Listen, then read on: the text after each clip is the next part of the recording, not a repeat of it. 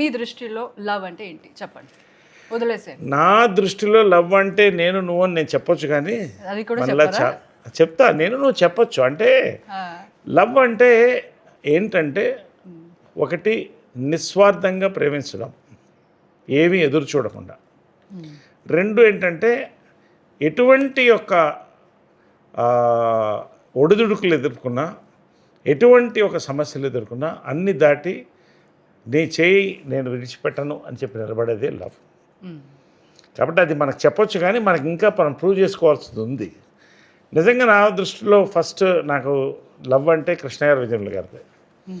ఎందుకంటే వాళ్ళు ఆ టైంలో చాలా ఎదుర్కొన్నారు, కానీ సమాజం 100 మాట్లాడుకుంటుంది, కానీ ప్రేమించిన వాళ్ళని వాళ్ళ మనసు వాళ్ళకే తెలుస్తుంది.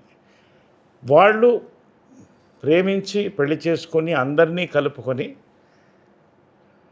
సమాజాన్ని యొక్క మంచి అంటే ఒక మెప్పుని తీసుకొని ఒక జీవితం గడిపి ఇద్దరు అలాగే వెళ్ళిపోయారు. సో నిజంగా ప్రతి వాళ్ళు కూడా చాలామంది ఇలా ఒక పార్ట్నర్ దొరకాలని కోరుకుంటారు. That is true love. Good.